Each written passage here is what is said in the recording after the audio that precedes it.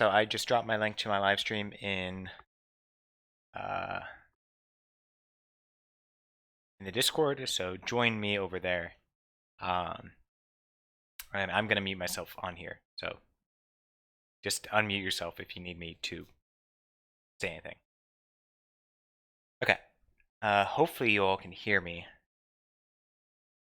If you all have a Twitch account, please type in the Twitch chat. Type in 123 or type in hi Alex or type in something lets me know that you all can see me and hear me and that you understand the words that are coming out of my mouth. 123 123. Okay, good. Aiden can see me. You all can see my screen. That's great. Again, mute yourself or unmute yourself and just say something, and I will respond through Twitch. I don't have an account, but I can see you. Okay, thank you. You don't have an account, but you can see me. Okay, great. This is just better than Discord. Okay, so what I want you all to do is I want you to open up your respective documents. I'm going to open up your documents as well. Delete your main part studio, and what I want you to do first is name your assembly. Rename your assembly from assembly 1 to main robot assembly. This is going to be the part where your entire robot will come together. So you'll have main robot assembly. The very first thing I want you to do is create a new element down here in the bottom left and create a folder. And we're going to name that folder drivetrain. And so this drivetrain folder is going to contain all of our drivetrain assemblies, sub-assemblies, and part studios. So go into your newly created drivetrain folder and we're going to insert a new part studio. And I'm just going to rename that part studio drivetrain part studio. You all actually can't see what's going on here in the bottom left, can you? Let me hide my second screen quickly. Memory monitor, there we go. Now you can only see that one screen. So, just recapping quickly, we have a main level assembly called main robot assembly. We have a folder named drivetrain. Inside that drivetrain folder, we have a part studio named drivetrain part studio. And then we're going to create an assembly and we're going to rename it bracket drivetrain.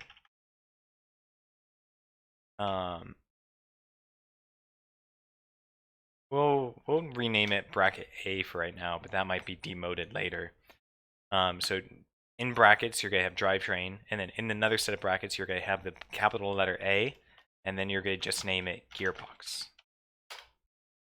So I will put that in chat just so you all see it. Is drivetrain a gearbox? That is my assembly that I am going to work in right now. So how I like to use Onshape is I like to have a single part studio for the entire subassembly.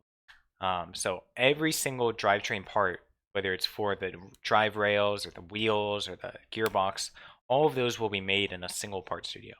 If you really want to, you can create multiple part studios, but I just find that having a single part studio per subassembly keeps everything much, much cleaner. The other thing I really like doing is I do like to have a universal part studio. So out here in the main folder, I will create a part studio and just rename that as robot part studio. Robot part studio. And the robot part studio, the purpose of that is to create parts that might be used across multiple subassemblies. The main example I would use for this is like 3D printed spacers. So we 3D print a lot of those like 1/4 inch, 1/2 inch, 1/8 inch spacers, and those are used in everything. So I would create those spacers in the robot part studio, and then I could then distribute them to other subassemblies. Okay, so first things first, let's look at how Team 1678 does their gearboxes. So what I want you all to do is I want you to open up the 1678 2019 FRC 612 copy, and I want you to come over and look at their gears. What you can actually do is you can actually click on the gearbox and you can right click it and hit hide other instances, and that will hide everything else, but it hid I didn't want to add everything. If I click on you, maybe. If I click on you, it will take me to the subassembly down here on the left side. I could right click on that and hit hide other instance. In this case, I could just look straight at um, the gearbox, and that makes it easier. You can also go along here and actually find where the gearbox is. It would be in the drivetrain folder. Actually, it's not in the drivetrain folder. Where would they keep it? They would keep that in. They not keep it in the drivetrain folder? I think they would. Keep in the frame folder. They keep it somewhere. I don't know how Team 1678 does their stuff. I'm not gonna judge them. You could just look at it from the main assembly. So they do a custom gearbox here, and this is what we're gonna start designing. Is we're gonna start with this kind of main big black back plate. I could click on that, and if I hit isolate, I can isolate that one plate. So it looks like a pretty complicated part, but it's actually very easy, and we'll get to the fundamentals of these here. So the main thing here is that you have 3 mini sims, and the mini sims are organized in a roughly 90-degree fashion. The mini sims have to have their mounting holes. So they mount actually here on holes to the left and right of each sim motor. They have to not collide with each other. So as you see, there's a bit of space in between them. There's actually about 3 millimeters, or what is that? We're in inches. I have to remember that. They have about a 1/4 inch of spacing between the mini sims. And the most important thing is we have to worry about the space between gears. Gear spacing is one of the most important things that we do when we design FRC robots. But let's just get right into the CAD. So I'm going to go over here to the Drivetrain Part Studio, and I'm going to start creating my sketch. So now that I'm here in my sketch, I'm going to start thinking about how am I going to CAD out this part. And if I isolate it again, you can look at it straight here. So the first thing I want to do is I want to lay out some construction sketches highlighting the parts that I can or cannot touch. The first thing I want to do is I want to create some construction sketches of the mini sims. So let's look up mini sim motor dimensions. I'm just going to Google this because I actually don't know what it is. Mini sim drawings from Bexpro.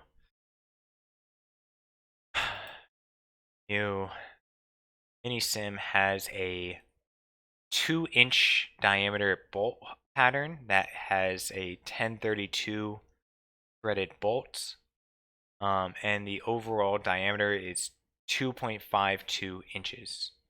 So in our sketch, we are going to start by creating 3 circles, and it doesn't really matter where we place down these 3 circles, but we are going to make all 3 circles 2.52 inches.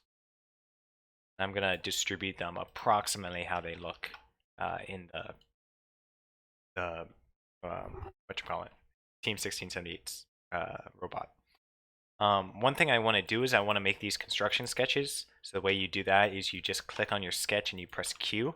That will make them into these dash lines. If you don't know, construction sketches just allow you to create sketches that can't be extruded. So they're very useful if you're creating a sketch that, like, something that you're just trying to constrain to. So for example, we have our motors, and we don't want these motors to actually extrude anything, but we want to know where they are. Cool. So we have our 3 motors, and if I look over here, I also want to sketch the gears. And so what is the gear spacing that we're going to use? And here it gets a little bit tricky. How do we know what the diameter of a gear is? You could do it in your head once you actually have enough experience. But the key thing is that there is another very useful calculator that we could use called the West Coast Products How to Gears calculator. And I'll link this in Discord quickly. But this little calculator from West Coast Products allows me to calculate. Wait, what the heck? My God, did they get rid of this? Where? Okay, hold on. West Coast Products just updated their website. They could not have gotten rid of this calculator. Systems and structures. There's no way. There's no way they got rid of their calculator. FRC. West Coast Products. Did they get rid of their belt calculator too? What? Oh my God, this is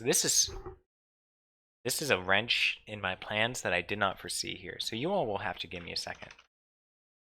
FRC gear calculator. Here's space. West Coast Products literally updated their website 2 minutes ago, or 2 days ago, and now their calculator is broken. I just put it in the Discord, Alex. Oh, there is one? Okay. Whew. Okay, good. Aiden saved the day. Thank you, Aiden. West Coast Products gear calculator. I'm going to delete that old one that I have. Okay, good. Thank you for finding this. So this is how we calculate the distance between two gears. Because if you think about it, if gears are too close, they're not going to mesh. If the gears are too far away, they're not going to mesh. So we use this nifty little calculator to quickly calculate the distance between any two gears. And it'll also tell us what the diameter of these gears are. So in our case, we have two gears. The motor pinions we know are 11 inches, and the main gear we know is 72 inches. So that means the wait, I should check something quickly.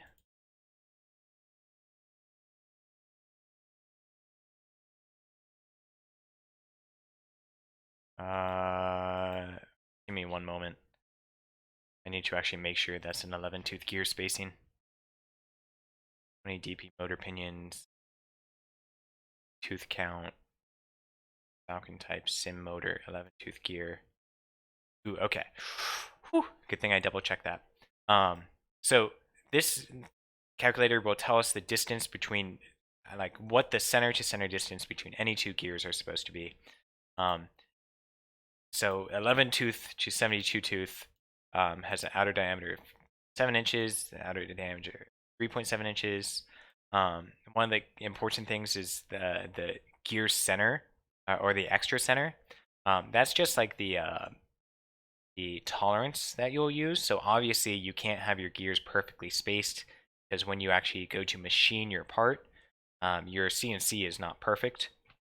So typically I give my motors a 2,000th of an inch or a 2 thou center to center spacing. 2 to 3 is perfectly acceptable. Our CNCs could do that. So then you'll want to take your gear center, which for us is 2.103. That's going to be the distance between the center of our sim motors and the center of the 72-tooth gear. But there's a trick here. There's one very, very little key bit of information that I just looked up, and that's the fact that a 11-tooth motor pinion doesn't actually have the spacing of an 11-tooth gear. An 11-tooth motor pinion, according to Vex Pro, has a 12-tooth center distance. Basically, what that means is even though we're using 11 teeth on the gear, Vex designed it in such a way so it actually has 12 teeth worth of diameter. So we actually want to put 12 teeth in here, into gear number 1, instead of 11 teeth, because otherwise it might give us errors. Now, it seems that the West Coast calculator is actually smart, and it realizes that almost all FRC 11-tooth gears actually have a 12-tooth spacing. So the gear center is actually the same, but that's just something you want to make sure of later. Make sure the number of gears is actually what or the number of teeth is actually the proper center distance. Because here you'll see for a lot of these, like this 9-tooth gear from Vex Pro has a 10-tooth center distance. This 10-tooth gear has a 12-tooth center distance. 11-tooth gear has a 12-tooth standard distance. 13-tooth gear has a 14-tooth standard distance. Those are just things that you want to keep in mind because they could mess up your calculations later. Anyways, so we know our gear center distance is going to be 2.30 or 2.103. So if I come back here, I'm going to create a center gear, and we know that the center gear, the 72-tooth gear, has a outer diameter 3.7, according to according to West Coast Products. I'm gonna make that a whatchamacallit, a construction thing. And then I want to dimension between the center of this big gear and the center of these sim motors. I want all of those dimensions to be what, 2.301? Yep, 2.103, something like that. Bring a dimensional view. 2.103. These are all imperial units, so everything is in inches. Now I do have the top motor constrained on the vertical axis, just because I noticed that if I look at this, if I isolate this plate again, I notice that the top sim motor and the center of the gears, those are perfectly vertical. It's these left and right sim motors that I'm not sure if they perfectly align. Doesn't really matter. We can always fix it later if it doesn't.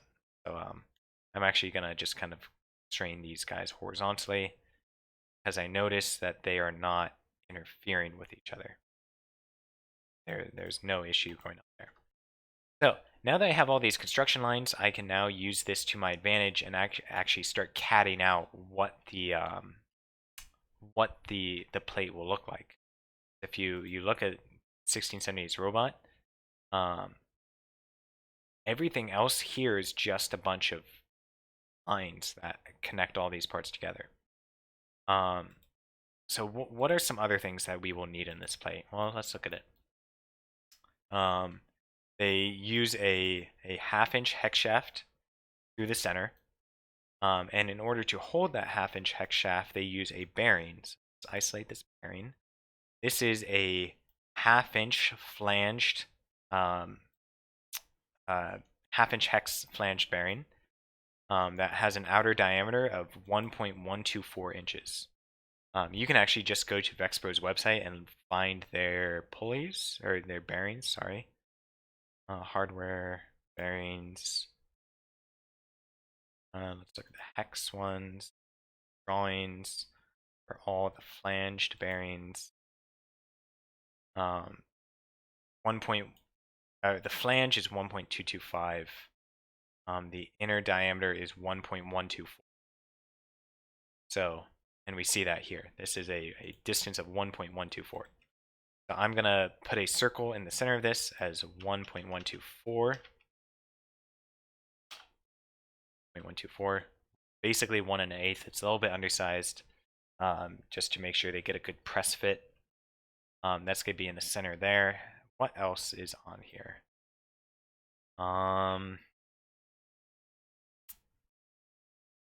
Nothing that I can really see. They do have the holes that hold the mini sim motor. I look here. Can I open this in like a new page? Just download this. Okay, there we go. So I do want to CAD in the mounting locations for these quickly. So from the center of the sim motors, you're going to have a 2-inch diameter bolt circle, and to 180 degrees apart, you're going to have 2 holes that match, that have a diameter of 0.159 inches. So at the center of all of these guys, I'm going to have a bolt circle, 2 inches, make that a construction circle. I'm going to just throw circles of 0.159 either edge of these construction circles. Inches, 0.59. Vegan. Wait. Keegan, what are you doing in here? I'm very confused. Why is, why is Keegan linking me West Coast Products gear calculator? Hi, Keegan. You have stumbled upon my weekly CAD teachings that I've decided to do on Twitch now because Discord sucks at streaming. So you are welcome to join and learn CAD if you so please. Everyone say hi to Keegan. Keegan's an old friend from high school. Keegan, say hi to the students. These are not Osborne kids. These are Chantilly kids. Those are 2 inches apart. And I'm going to make the horizontal.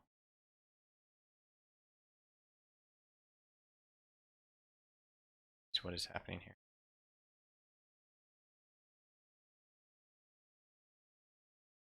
Should be horizontal. Okay, there we go. I'm moderating. Thank you, Keegan. I need moderation in this chat. Any questions so far? I know that it only took like a few minutes to go from a blank sketch to some fairly complicated circles, but Aiden, Tanuj, Shrika, are any of you stuck?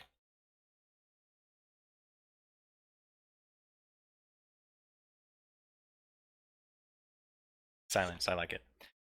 Let me go in here and see you all.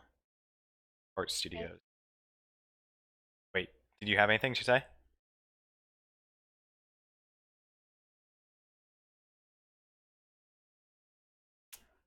Nope.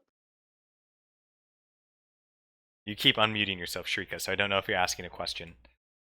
But if you all are good, then we shall continue. Okay, Tanuj, you're good. Aiden, you're good. Okay, cool. So let's move forward quickly. I want to try and get this plate done by the end of today, so I'm going to isolate this plate again. So we have the outer circles. So really all that's left to do, we have the bearing, we have the mounting holes. I do want to add a hole quickly where the center of the sims will go. And then after that, really, it's just bridging everything together. And bridging can be a little bit tedious and annoying because you have to add all these fillets in here. And that's important because when you're CNCing a plate like this, if you think about your CNC bit, like let's say you're using a 1/4 inch bit, you can't make perfect 90-degree turns or perfect angles inside something like this. So you have to add these flanges in accordance to whatever CNC router bit you're going to be using to mill out all of these parts. But really, this is just weight reduction. If you wanted to keep it one solid plate, you could. But this just kind of looks cool, and it means your overall robot is lighter. So let's quickly add these center holes around all of the sim motors. These center holes are 0.74 inch diameter. So I'm just going to go to the center of all of these and add 0.74 inches. 0.74 inches. 4 inches.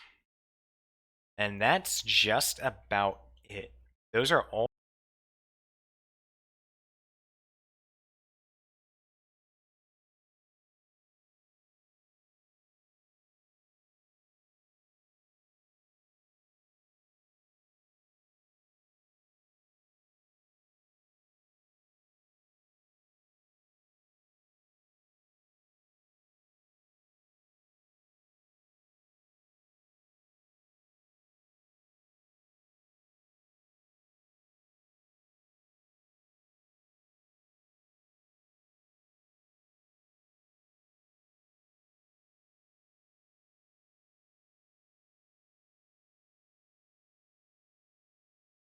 starting up. Okay. The stream should be back online, so I'm going to mute myself again. Don't you just love George Mason Internet? None of you would understand, but real world problems over here. Okay, so I converted the outermost 2-inch diameter construction sketches into actual sketches because I'm going to be using those as my innermost or outermost ring here. And then really all we're going to do now is we're going to make sure these lines are thickened and add material to them. So in 1678's case, basically everywhere is a quarter-inch thickness. So anywhere that you see material, there is at least 1/4 inch worth of material. And so we can just start kind of willy-nilly adding um, uh, adding material here. So one thing that I'm going to use a lot here is I'm going to use this offset tool, O on the keyboard. And I'm going to offset by 1/4 inch on a lot of things. So first off, I'm going to offset 1/4 inch inwards on all of these sim motors, mini sims. And so that's going to give me a nice thick um, ring around each mini sim motor. I'm going to offset 1/4 inch around the innermost bearing race. I'm going to offset 1/4 inch around the centers of all, uh,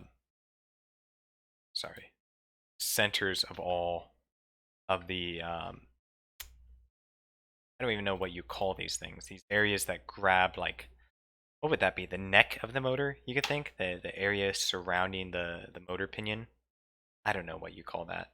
The shoulder, I guess, I think is what Vex calls them on the Falcon 500. So now I have a bunch of 1/4 inch um, spaces around all those things. I also want to add 1/4 inch spaces using the offset tool around um, the mounting holes. I'm actually not going to make those 1/4 inch. I think I'm going to make those like I don't know, 3/16. No, let's do an 1/8 inch. 1/4 inch is a little excessive. Let's make these all 1/8 inch. Offset a single change once. Offset all of these little guys outwards by 1/8 inch. And so this is going to be very messy. This is actually when I was going through and CADing this robot last fall. This was actually one of the messiest sketches I made, just because there's so much going on here. There are probably easier ways to do this. You could probably distribute this out across a few sketches, but for all intents and purposes, I don't really care. You could always go through here and delete everything. So now we have all of our circles done. Now we're just going to start adding lines and kind of constraining those lines. So one of the first lines I'm going to add is I'm going to add these kind of straight beams that are like tangent to these outermost guys. They kind of connect from around over here. I'm going to just kind of drop 2 lines on the outermost ring of these the top motor and the left motor, and I'm going to use a tangent mate. What's that? Tangent mate T. And I'm going to make that tangent on both edges here. So I'm going to do that again for the right. I'm going to make this line tangent to U tangent. Okay. Now that's tangent on there, and I'm going to use again the offset key. I'm going to offset inwards by 1/4 inch on both of them. Just make sure whenever you use the offset tool on lines, you make sure you trim away the excess. If you use the M key on your keyboard, just go up here to the little trim icon, trim away all of that excess material, and you should be left with something like this. So I am gonna kind of do the same thing. I'm gonna do these middle braces now, so I'm gonna do these shorter lines in between the top center motor and the left and right motors. So if I add a line here between these two guys, instead of tangent, I want to use the normal mate. So it's this little weird looking mate kind of on the right side here. I want this to be normal to both outer circles. normal, normal. And then once you have that line, we're just going to offset again. We're going to offset by 1/8 inch in both directions. 1/8. -1. 1/8. -1/8. I will give you all a few seconds just to catch up or ask any questions if you got stuck somewhere.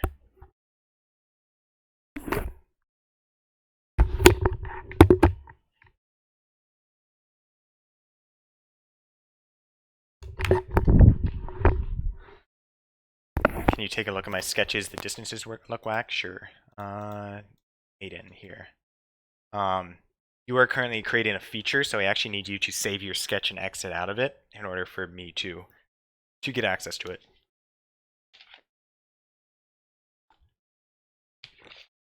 Okay, cool. I'm going to jump into your sketch here. So let's see. Oh, so I see what you did here, Aiden. So you have the outermost, this construction line here.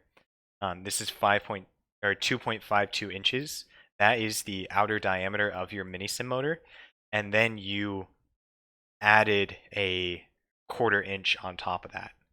What I did was I used that 5.25 inch outer diameter. I made that a solid line, and then I went a 1/4 inch inwards instead of a 1/4 inch outwards. So you need to basically flip this around. Make this 1/4 inch negative on all of them, so they go into the motor instead of out of the motor. So I'll exit the sketch there so you could go in and fix that.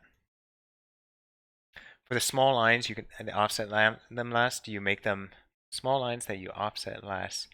You make them tangent to the circles.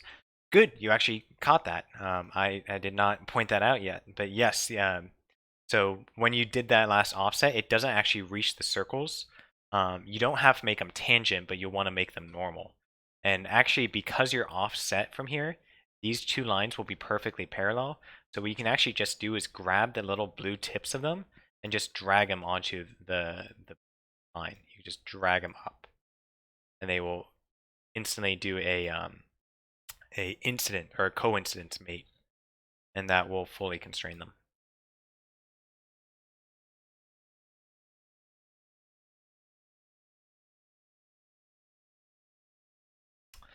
There we have that.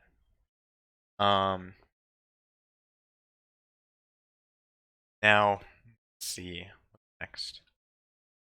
So the next thing I am going to do, I'm just going to kind of continue what I was doing with adding these short lines, and I want to add some lines between all three of the motors and the this center bearing holder. So basically what you're going to do right here is you're going to add just a very tiny line in between all of these outer motor diameters and the centermost bearing holder. And then what you want to do is you want to offset this again by 1/8 of an inch on either side. So you're going to get a 1/4 inch total. So what you want to do then is you also want to drag those lines to the top and bottom to connect them with the circles on the edge. And that's going to give you a very small mate surface, but as you see, it's kind of the same thing here on 1678's robot. You just need a bit of material connecting all three of those, or both of those, sorry. The motor and the center bearing. Man, I am really losing my voice today. I'm going to demonstrate that a few more times here. We're going to offset these tiny lines in between.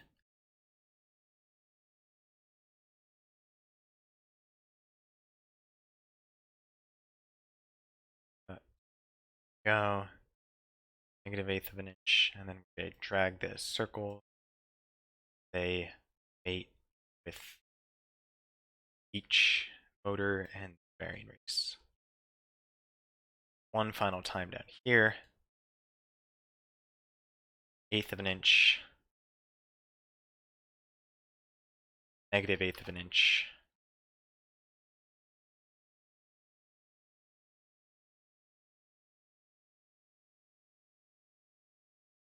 Drag those, connect. Okay, cool. So hopefully you all have a sketch that's starting to look like this. And we are almost done here. The last things that we want to do is we want to add a I guess you can almost call this like a gear protector. They have a little bit of metal that goes just around the gear, so nothing could go up and actually hit the gear teeth and potentially damage them. So we want to add that, and then we want to make sure it connects to both the left and the right motors, and also connect up to the middle bearing hole. I'm not going to worry about adding these other holes in that you see up here. Actually, wait. No, we do have to add those. I'm dumb. So we will have to add those. But we're going to do this first. So what do I want to do? I want to offset key. Don't want to do that. Can I use the spline maybe, or V-point arc? Actually, don't know what the best way to tackle this. Center point arc. No. Center point.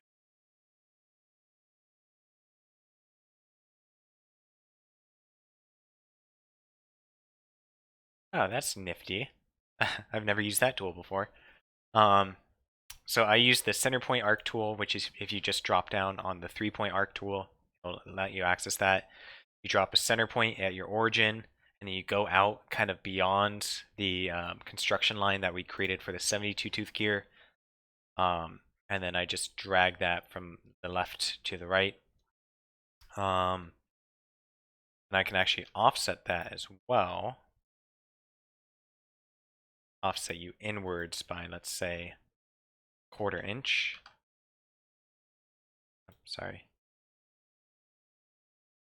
And then I just want to dimension the outermost line, the outermost arc, here to here, between the construction sketch of the 72 tooth gear and the outermost piece of metal. I want that to be like, let's say, 1/10 of an inch. It really doesn't matter. And I'm just gonna pull those outsides in, and some coincidence there. Oh, I need to take a drink of water. Any questions so far?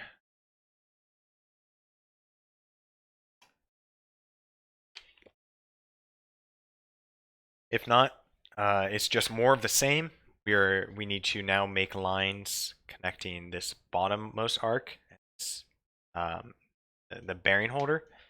Then once we do that, we're going to add some arcs between the outermost bearing, or the outermost motor circles, and this inner motor circle. And then we'll be done. So first things first, I'm going to drop a line in between here and here. I actually just realized I've been making a mistake this entire time, and I'm going to demonstrate to you all quickly what that mistake was. I've been using these center lines to offset the offset the thickness that we'll need. I should have been turning these center lines into construction lines, because when you actually go to extrude these, it'll treat these as two separate things you need to extrude, and it's just going to make your whole extrusion process a bit messier. So I'm going to go through and convert these center lines that you see into construction lines quickly. You can do that easily by clicking on the line and pressing Q. So I'm just going to go through here, make those construction lines. That's just going to save me a bit of work later on. It's not too critical. So I'm going to turn this guy down here into a construction line as well. Then I'm going to offset a 1/8 of an inch to the left and an 1/8 of an inch to the right. To the left, inch to the right. Make sure the endpoints are coincidence with what we want.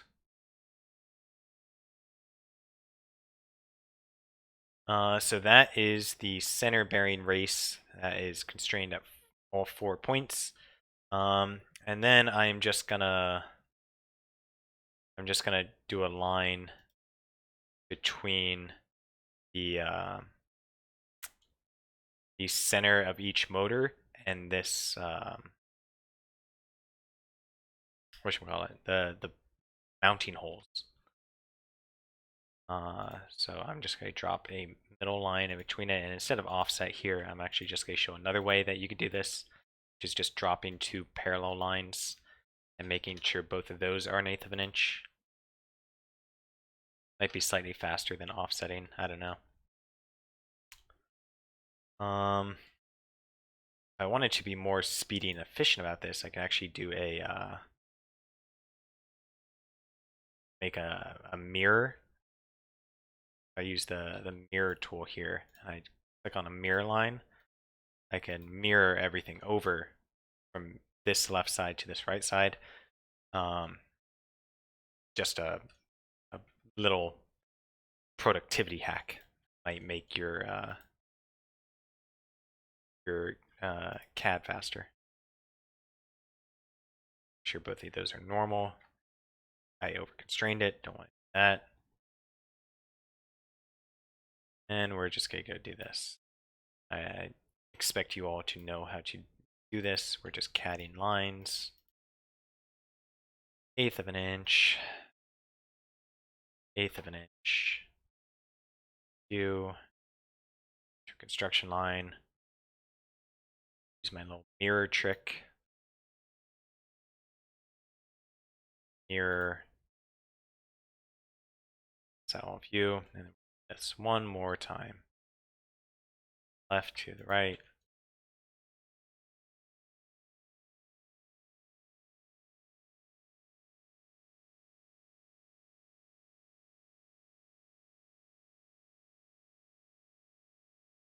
To G.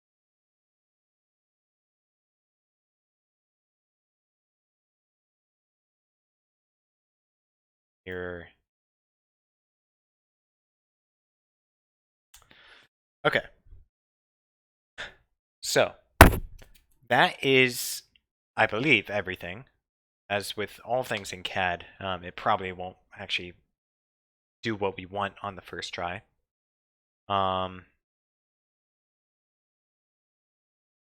I'm going to go ahead, and while you all are still finishing up, I'm going to finish my sketch, and I'm going to see if extruding this give me the results I want. And we are going to extrude it by a 1/4 inch.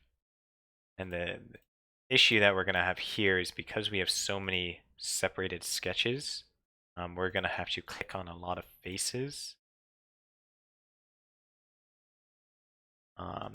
when we actually do our extrusion here. A better way to sketch this would have been actually trimming out all of the connection points. But I didn't feel like doing that, so I'm just going to extrude you. And in the end, you should get something that looks like this. Tanuj, do you want to just go ahead and extrude if we're done sketching? Yeah, sorry. If you were already done sketching and you're waiting for me to catch up, go ahead and get your extrusion point.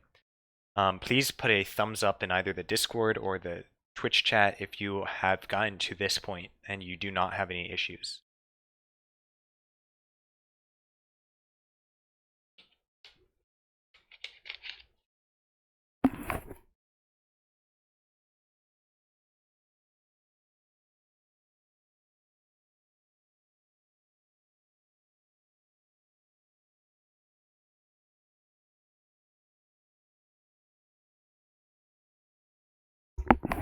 All right, I see a distinctive lack of thumbs up. Aiden says, "Oof, my Onshape crashed twice. Is the recording going to be posted somewhere?" Yes. So the recording for this is gonna stay up on my Twitch live stream. So I'll post in the Discord afterwards. But because we're live streaming, thankfully Twitch saves all this, so you all will get it there.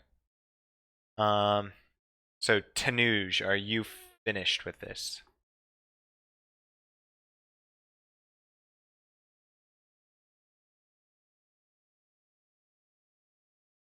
I'm just starting to extrude now. Okay, so you're starting the extrude. Sorry, I'm not great with names. How do I? Am I pronouncing your name correctly? Is it Shrika or is it? Am I saying that wrong? I'm not great with names. Sorry. It's Shritika, but you can just call me Shruti. Shrethi. Okay. Shrethi. Am I saying that right? Shrethi.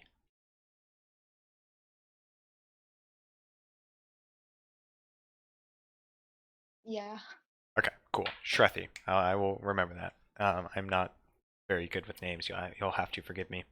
Shrethi, are you stuck at any point, or are you at this point? I'm about that's good. Okay, so you're about there. So Aiden, where did you get stuck at? You said your Onshape crashed a few times. Oh, I'm looking at your sketch right now.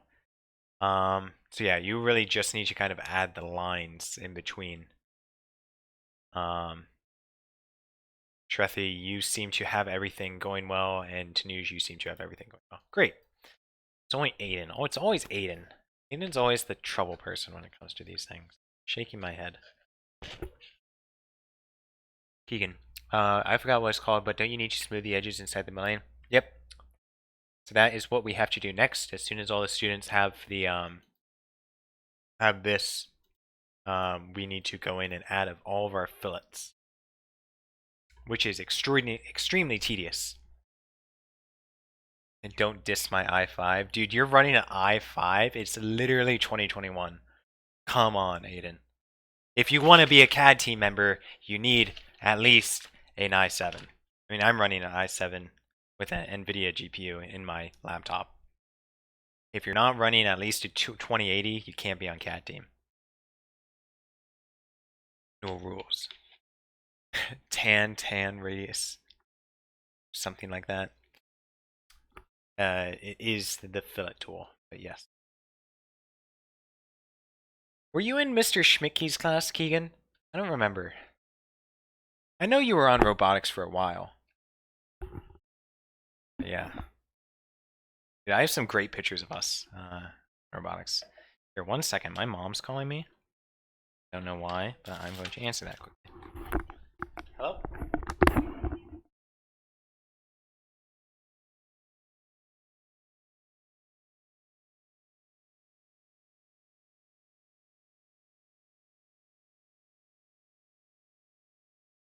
Yeah, that works.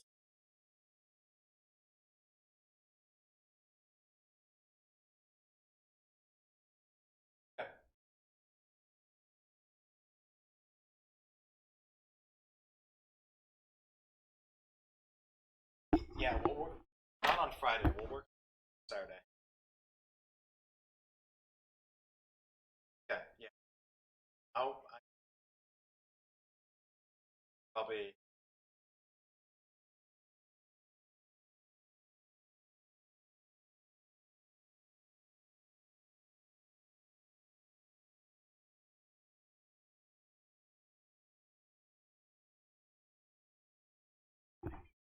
Yeah, I'm in the middle of it. Okay, see you. Bye. Sorry, solar car plans. I have to move my solar car from George Mason to my house for the next few weeks. And start welding in my garage. You took 3 years of Schmidtke's class? Holy crap. I only did 1. Schmidtke was a pretty cool guy, though.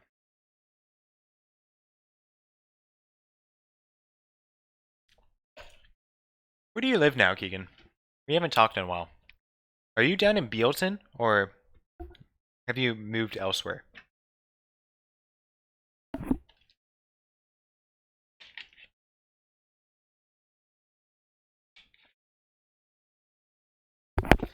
and while me and Keegan are chatting it up, I see Tanuj has the extrusion. Tanuj, just change your extrusion to a 1/4 inch instead of a full inch, but otherwise that looks great. Shrethi, yours looks great. I think you're ready to actually start your extrusion, and Aiden has disappeared from his workspace.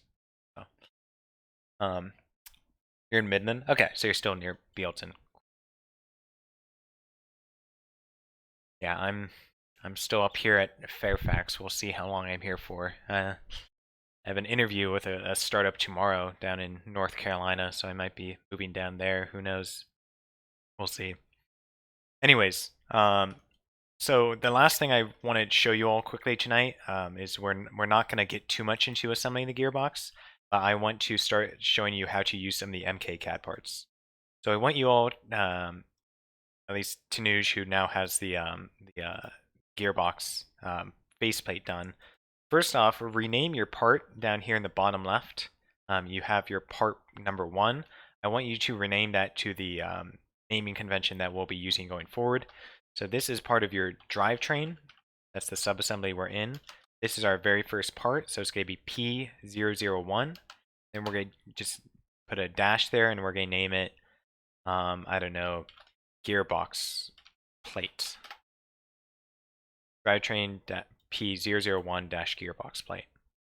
Then the other thing I'm going to do is I'm going to add all of my sketches and extrusions, and I'm going to put that in a folder, and I'm going to rename that folder part 001 or P001.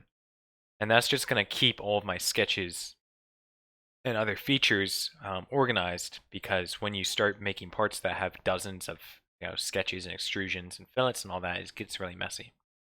The final thing I would strongly recommend doing, though it's not required, is renaming all of your sketches. This just makes it very easy when you have to go in and fix a part. Renaming your sketches gives you good ideas of where you'll have to go in and make your edits. So I might rename this sketch, main sketch, because this is the main sketch that I'll be using for everything. If I add on any sketches, they'll be auxiliary to this one. The key thing is, though, you rename your part and you add all of your features to a folder. What we're going to do now is we're going to go to our drivetrain gearbox assembly A, and we're going to insert that part. And then what we're going to do is we're going to go into insert, and we're going to go to other documents, and you're going to go down to that new MK-CAD label that you created. If you weren't able to create an MK-CAD label, you could just go down to public and type in MK-CAD, and all of the MK-CAD documents will pop up, but having the label just makes it easier to access. The one thing I want you all to get tonight is go into your MK-CAD label, go into MK-CAD-bearings, and we want to find the 1/4 inch hex shaft flange bearing. Or not 1/4 inch, I mean 1/2 inch hex shaft flange bearing. So that's round. That's Thunder Hex. We don't want Thunder Hex. Here it is. 0.5 inch hex ID 1.125 OD flange bearing. And then we are going to insert that, and then I want you to just go ahead and insert that into your assembly, your part. Not fasten that correctly. I want to fasten outer flange face of you onto you. Flip you around, and there you have it. This is where we're going to leave off for tonight. I want you all to get to the point where you have this motor gearbox made, and you insert the bearing. The only other thing I want you all to change with this is whenever you create a mate, I strongly recommend renaming all of your mates, because it's so frustrating when you have a subassembly with like 30 mates and they're all unnamed and you have to go in and fix something. So here I might just rename this to whatever part I made it. So 1/2 inch hex bearing. And so now I know if I need to fix this mate for some reason, I know, like, I can look at the list and immediately find out which mate that was because it's named to the part that I constrained. That will just help so much later when you actually need to go in and fix stuff like this. other than that, it is almost 8 p.m. So that is the end of the meeting for today. Next meeting, we will actually go in and finish this gearbox fully. We will add in all of our motors. We will create this front plate, add in the gears, and get it all spinning. And then we could start putting together the entire drive rail, this left drive rail, and start adding in the wheels. So hopefully by next meeting, we'll have the left drive rail started. Is there any questions before we finish the meeting tonight?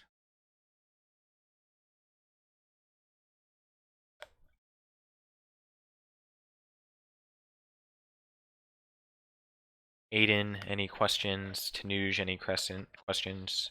Shrethi, any questions?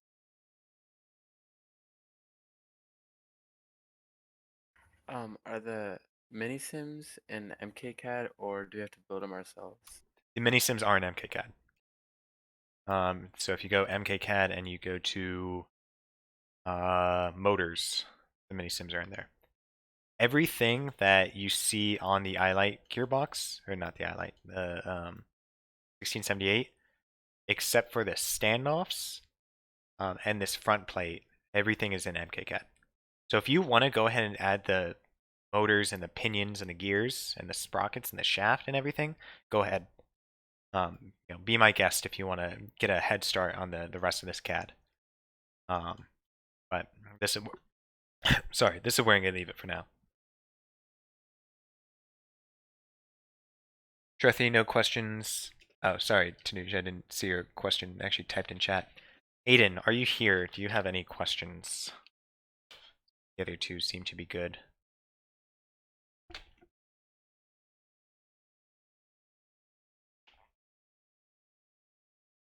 No questions? Okay, cool. Well, that's going to wrap it up for tonight.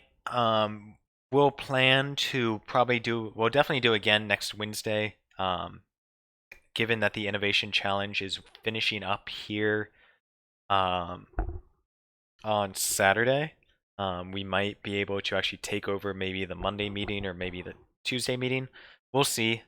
Anything that we could do to get more people into these CAD meetings. I'll let you guys know by early next week what the actual meetings days are. Just make sure you get to this point before the next meeting. Make sure you have these plates finished. You have the bearing inserted.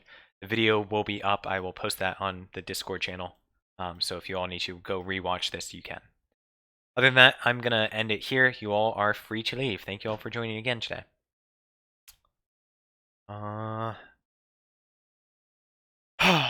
FYI, next week is spring break. Ooh. I did not realize that. Thank you for telling me that, Aiden. Okay, you and I can talk later and see what that means for most people. I don't know if people actually have spring break plans. I know George Mason canceled spring break, so we don't have any of that to worry about. But if students aren't going to be here, then we won't do it. But okay, so Tanuj and Aiden, neither of you have. Okay, the three of you don't have spring break plans, so we'll probably just continue more CAD if you all want to. I do want to try and get some more people into these CAD meetings before then. We have more meetings in the future. Just because I don't want students to be joining us late in the build process. Like, I don't want people joining the CAD meetings when we're already finished with the drivetrain, because then it's like, well, you missed all of the drivetrain fundamentals. But see if you could talk to some of the other people and see like why they haven't been joining meetings, anything that we could change in terms of interest or time or whatever. Let me know if you guys have any constructive criticism on how we could get more people into these meetings. Otherwise, I need to go have a interview practice session with a friend, so I'm gonna head out of here. Thank you all for joining. Thank you specifically, Keegan, for joining. Keegan, you and I can catch up later, hopefully after my interview tomorrow when I have a little bit more time. Otherwise, I will see you all later. Good night.